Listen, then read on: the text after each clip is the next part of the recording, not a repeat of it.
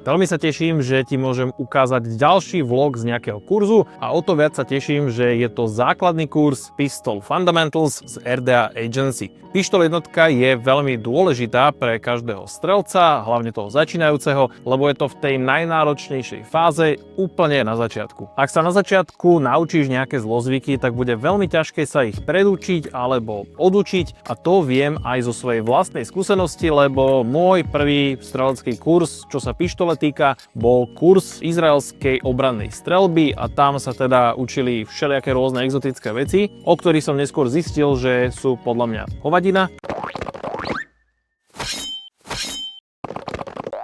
A všetky tieto veci som sa musel potom odučiť a drilloval som do nemoty doma to, čo dneska používam a to, čo podľa mňa funguje. Takže určite nepodceňuj tú pištol jednotku, alebo teda tie základy, lebo z toho budeš čerpať na celej svojej ceste. Problém mnohých začiatočníkov je ale to, že na začiatku tej cesty, ešte keď to nemá človek úplne nakúkané a neorientuje sa v tom, tak nevieš, že ktorú metódu, keď ti ukazujú, že čo je vlastne bullshit a čo je rozumné.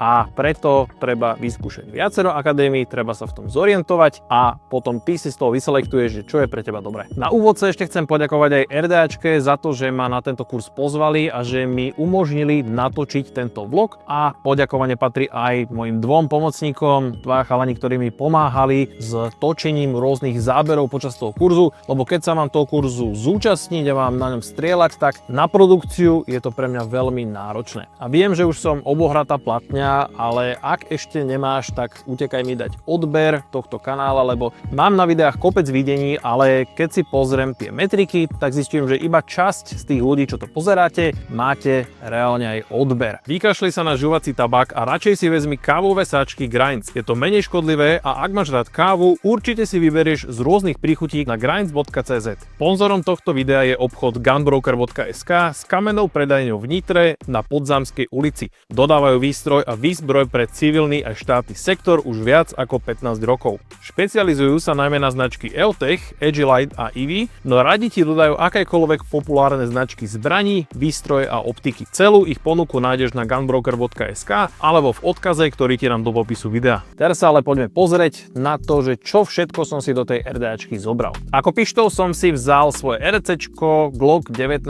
Gen 5 MOS a na tom mám kolimátor Trigicon RMR Type 2, mám tu vysoké mieridlá od Ameriglo, čisto čierne, mám tu svietidlo Streamlight TLR 7A s multikamovým brepom od Colibriworks. Mám tam na jednej strane taktiež zväčšené pádielko, aby som si vedel ľahšie zapínať svetlo, a inak tá pištol ako taká, čo sa týka vnútornosti, je úplne stock, nič som tam nemenil, okrem tohto trigger shoe, čo mám od Standardko. Nemení to nič na mechanizme tej spúšte, je to iba trigger shoe, čiže iba táto plastová časť na konci je trošku iná, je plochá a lepšie sa mi s tým pracuje. Ale všetky vnútornosti na tom Glocku sú normálne také isté ako od výroby, nič som tam nemenil. K pištoli som si zobral asi 8 zásobníkov, ale to ti samozrejme netreba. Ja mám veľa zásobníkov, tak som si ich zobral pre istotu a tiež kvôli tomu, aby som nemusel stále dopáskovať. Ak máš k pištoli iba 2 zásobníky, tak na kurze potrebuješ 3, tak to tam aj píšu na internete, keď si to pozrieš. Ak nemáš tretí, že kúpil si pištol a máš iba 2 zásobníky, ktoré boli v balení, tak ten tretí si vieš zapožičať aj priamo v RDAčke. Treba im to ale komunikovať dopredu. Opasok som si vzal klasický sucháčový vnútorný od High Level Gear a vonkajší som si vzal Zero Kill Gear, kde mám vyskladaný môj strelecký opasok s púzdrom od Safarilandu.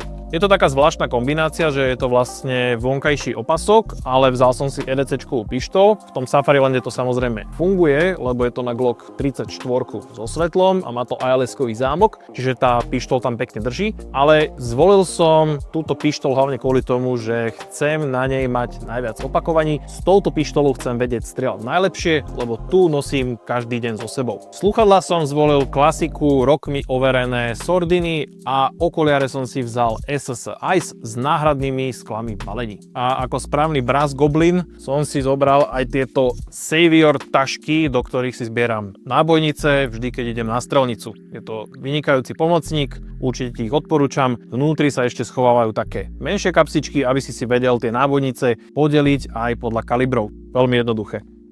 Housekeeping máme teda vybavený a poďme sa pustiť do kurzu samotného. Ten prebiehal v budove RDA na Banskej ulici a do zasadačky sme si posadali, spravili sme si kávu a začali sme s teóriou. Kurz učili dva inštruktori, Miško a Tomáš, a oni nám porozprávali o konštrukcii zbraní, o elementárnej bezpečnosti a bezpečnom zachádzaní a povedali nám, že čo všetko nás v ten deň čaká. Páči sa mi, že súčasťou kurzu boli aj rôzne užitočné informácie a zaujímavé veci ako výber púzdra pre skryté nosenie, výber púzdra na strelnicu, výber prvej zbrane a všetky takéto dôležité veci, ktoré ako začínajúci strelec nemáš veľmi odkiaľ zistiť. Na internete je toho strašne veľa a veľmi sa mi páčilo, že tu na to bolo také hutné, v kocke, zrozumiteľné a myslím si, že tí, ktorí tam boli ako úplne začínajúci strelci, tak myslím, že im to dalo veľmi veľa. Na teórii bolo super, že všetci začiatočníci sa pýtali otázky, inštruktori im zodpovedali tie otázky a keď sme toto celé prebrali, tak potom sme sa pobrali hore na strelnicu. Zbytok kurzu prebiehal na hornej strelnici v RDAčke v streleckom areáli Drapliak. Ja mám toto miesto strašne rád, lebo vlastne tá strelnica je uložená v lese,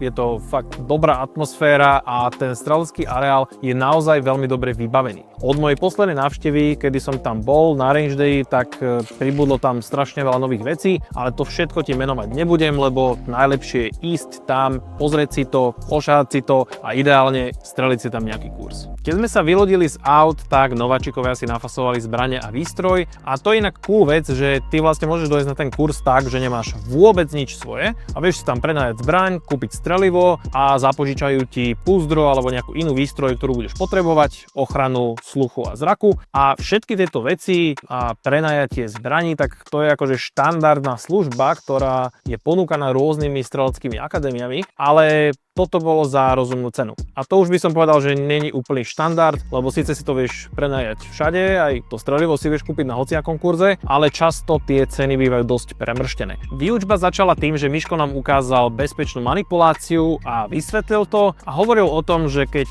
vyťahuješ zbraň na strelnici, tak vyťahuješ ju tým spôsobom, že ideš pekne k valu, postavíš sa chrbtom k ľuďom, čelom k tomu valu do bezpečného priestoru, tam vyťahneš zbraň a robíš to, čo potrebuješ. Vybiť, nabiť, skontrolovať niečo a podobne. A veľmi sa mi páčila tá jeho mnemotechnická pomocka, kde toto celé prirovnal k tomu, keď potrebuješ na záchod a nevyťahneš proste vtáka uprostred skupiny svojich kamarátov alebo spolustrelcov a nebudeš ich plašiť, ale ideš pekne k stromčeku, vyťahneš, namieríš a vybavíš to, čo potrebuješ, bez toho, aby z toho bol nejaký exces. A kudos inštruktorom inak za všetky tieto vtipné vsúky, lebo to je to, na čom sa reálne ty tie veci naučíš. Zasmieš sa, ale zapamätáš si to. Čiže toto sa mi veľmi na tom kurze páčilo. Po úvode sa kurzisti naučili kontrolu svojej zbrane a jej nabitie a vybitie. Každý si toto niekoľkokrát nasušil a potom sme si išli streliť úvodných 5 rán.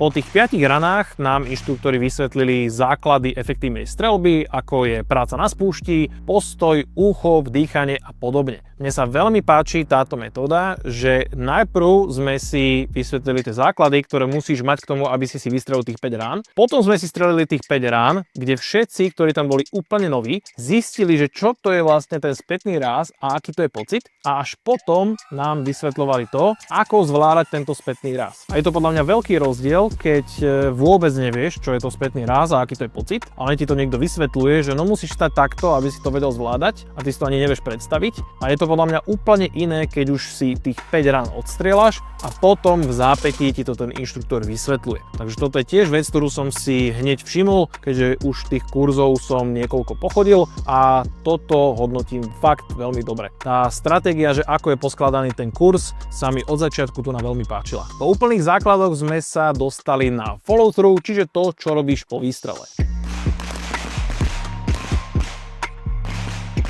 A zaujímavý blok bol aj o kadencii streľby, kde sme zrýchlovali až do takej rýchlosti, kde ten sústrel už prestával byť taký pekný. A tam sa mi veľmi páčila jedna pointa, ktorú nám inštruktori hovorili, ktorá platí teda nie len v streľbe, ale pri akomkoľvek zlepšovaní, že stále by si sa mal hýbať na tej submaximálnej úrovni, aby si sa zlepšil. Ak strieľaš pomaličky, tak budeš mať krásny malinký sústrel, ale tam sa nezlepšíš. Musíš trošku zrýchliť a začať robiť chyby. A tej úrovni sa musíš držať a snažiť sa potom na tej úrovni ostať a tie chyby pomaličky eliminovať. Toto sa mi celé páči kvôli tomu, že vidno, že inštruktorom záleží na tom, aby sme sa reálne zlepšovali, a to nie je úplná norma, lebo veľa inštruktorov je takých, že chcú, aby si chodil na kurzy. Zaplatíš im za kurz, prídeš, odbúchaš to, on tam v podstate dohliada, aby sa nikomu nič nestalo a učí to svoje, a potom ho nezaujíma, že čo budeš robiť po kurze. Chce, aby si došiel na ďalší kurz, lebo je to mašina na peniaze. A tento prístup a toto, čo vlastne razia v RDAčke a toto, ako vysvetľujú veci, tak to sú všetko veci, ktoré sú aplikovateľné aj pri tvojom vlastnom tréningu. Čiže presne táto informácia, kde sa máš držať, čo sa tej rýchlosti týka, tak to vieš aplikovať aj po absolvovaní kurzu, keď pôjdeš normálne s kamošmi na strelnicu a v sobotu pôjdeš na sharpshooting tréning alebo niekde a budeš tam normálne trénovať streľbu. Tam si na toto spomenieš a pomôže ti to, aby si sa dlhodobo stále zlepšoval. Sponzorom tohto videa je Night Gear Solutions. Je to slovenská firma, ktorá predáva prístroje nočného videnia do Európy pre civilný trh aj pre ozbrojené zložky. Ak chceš začať a máš obmedzený rozpočet, NGS ponúka prístroj Wolf 14. Je to budget nočák generácie 2 Plus v zelenom fosfore a stojí pod 2000 €. Na webe k Wolf 14 nájdeš aj montáž, J-arm a dokonca aj Cordura wrap v rôznych cool farbách. Ak ťa zaujíma táto téma, na ich stránke nájdeš základnú terminológiu ako free learning a ak si v ozbrojených zložkách, majú pre teba aj 5% zľavu. Link na web NGS nájdeš dole v popise videa. Neoddeliteľnou súčasťou streľby je aj prebíjanie a prešli sme si jak nútené, tak plánované.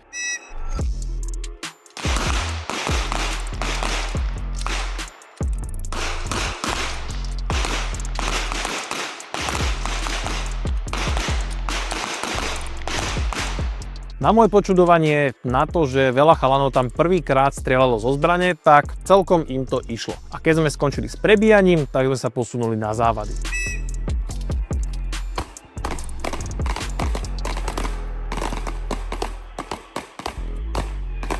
Ukázali sme si rôzne závady a rôzne spôsoby ich odstraňovania. Ďalej, na čo to spúšne vyšla rana, čiže prst mimo spúšte, pozerám a vidím, že je tam niečo proste, že čo tam nemá. Není to neplánované prebitie, čiže riešim takto závadu, udrem, natiahnem, vybavený som naspäť. Čiže stále len takto. A ja som sa osobne naučil novú techniku, takú zaujímavosť, že keď robíš tap rec pri odstraňovaní závady, tak ja to robím štandardne tak, že ruku prikladám na pištol týmto spôsobom, ale Tomáš mi ukázal techniku, kde ju prikladáš opačne a tým pádom rovno vieš chytiť záver. Je to trošičku rýchlejšie, ak to máš dobre nasušené, a ja to určite chcem nasušiť a vyskúšať a potom si sám zhodnotím, že či mi viacej sedí tá metóda, ktorú som robil doteraz, alebo táto, ktorú som sa naučil. A toto je inak tiež výborný príklad toho, že aj keď už som v živote absolvoval kopec rôznych kurzov a nestrieľam prvý rok, tak stále, aj keď ideš na nejaký fundamentálny kurz, tak vieš sa tam naučiť niečo, čo je pre teba užitočné. Takže to, že si nejaký pokročilejší strelec alebo že strieľaš x rokov, na tom vôbec nezáleží. Základy sú najdôležitejšie a určite ti odporúčam chodiť aj na tieto základné kurzy. Nasledovali prenosy a build drill a to boli veci, ktoré ma na začiatočníckom kurze trošku prekvapili, ale milo, lebo sú to veľmi dôležité veci a boli veľmi dobre a zrozumiteľne vysvetlené. Build drill je taká moja srdcovka, lebo veľa ľudí to podceňuje, ale podľa mňa je to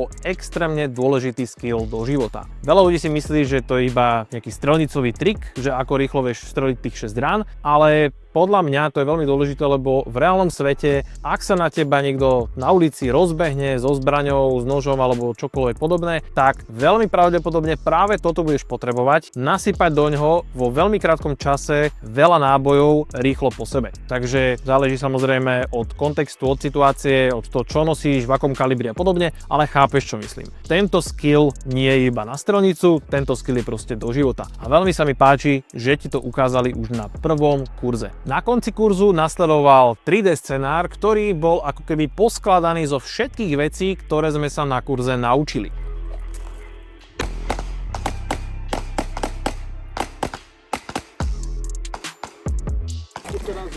Kadenciu dá takú pomalšiu, ale aby to bolo proste tak, že 12 round v kuse.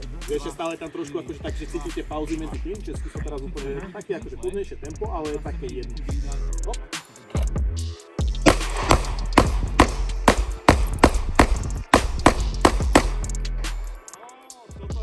Náročnosťou to bolo inak podľa mňa tak akurát, lebo bolo to síce náročné, ale všetci tí nováčikovia išli proste na hranici svojich schopností a zároveň boli schopní to odstrieľať. Keď sa mám pozrieť na ten kurz a nejako ho zhrnúť alebo zhodnotiť, tak jednoznačne patrí medzi najlepšie kurzy, na ktorých som bol a nebolo tam nič také, čo by mi na kurze vyslovene vadilo, čo by sa mi tam nepáčilo, nebol tam žiadny fuck up zo strany organizácie, inštruktorov a podobne, čo teda inde už som videl alebo zažil a dá sa povedať, že tá škola toho strieľania, ktorá sa učí v RDAčke, mne osobne asi sedí najviac z toho, čo sa aktuálne na Slovensku učí v porovnaní s inými akadémiami. Jedna vec, ktorú som si nemohol nevšimnúť, bola úroveň, na akej boli tí začiatočníci na konci kurzu. Tí, ktorí strieľali prvýkrát zo zbrane, tak štandardne ľudia sa nenaučia tieto veci úplne za jeden deň, ale tu som si všimol, že pri tom záverečnom scenári, ak všetci strieľali, tak hej, tí úplne začiatočníci niektorí mali zlý postoj alebo úplne fackali spúšť a podobne, ale mali naozaj dobrý úchop a akože reálne mali aj hity v tých terčoch. A pre tých, čo možno to nepoznáte, tak toto nie je vôbec štandard. Štandard na pištol jednotke je taký, že máš tam niekoľko inštruktorov a za tými strelcami stoja inštruktori a niektorí ľudia sa nájdú na každom kurze, kde musíš naozaj dávať bacha, čo ten človek robí, aby nemal stále prst na spúšti, aby si nestrelil do nohy, aby sa neotočil s tou zbraňou a podobne. A tu na nič také nebolo. A samozrejme ide aj o šikovnosť tej skupiny, tých jednotlivcov v tej skupine a o to, že čo už majú za sebou, alebo ako si dávajú na to pozor, ale určite to vypovedá aj o kvalite inštruktorov a o štruktúre kurzu. Tú štruktúru už som spomínal, fakt to bolo proste dobre poskladané a inštruktori všetko vysvetľovali jednoducho a zrozumiteľne. Podľa mňa obidvaja sú dobrí pedagógovia a tak už som hovoril 100-krát, že môžeš byť hociaký dobrý strelec, ale nemusíš vedieť automaticky aj učiť streľbu, lebo učiteľstvo alebo inštruktorstvo, komunikácia, to je samostatný skill a je dôležité, aby keď ideš na nejaký kurz, tak aby ten inštruktor bol aj dobrý strelec, aj dobrý učiteľ. A tu som mal pocit, že obidvaja tí chalani, ktorí tam učili, sú v obidvoch týchto oblastiach veľmi dobrí. Ak si čerstvý držiteľ a hľadáš nejaký začiatočnícky kurz, tak Pistol Fundamentals v RDAčke ti určite odporúčam. Je to super základňa, na ktorej vieš potom ďalej stavať. Učia sa tam základy a opäť musím podotknúť, že základy sú to, čo robí majstrov sveta. Majstri sú tí, ktorí vedia tie základy robiť na 100%. Takže aj keby si mal pocit, že ísť na taký kurz je pre teba neprínosné alebo že by si sa tam nudil, zabudni na to, určite si ten kurz zaplať, choď tam a garantujem ti, že sa naučíš niečo nové. Ak chceš vedieť nejaké detaily o tom kurze, tak do popisu videa ti hodím link na tento kurz a všetky detaily nájdeš na rda.sk. Díky, že môj kanál pozeráš a vidíme sa pri ďalšom videu.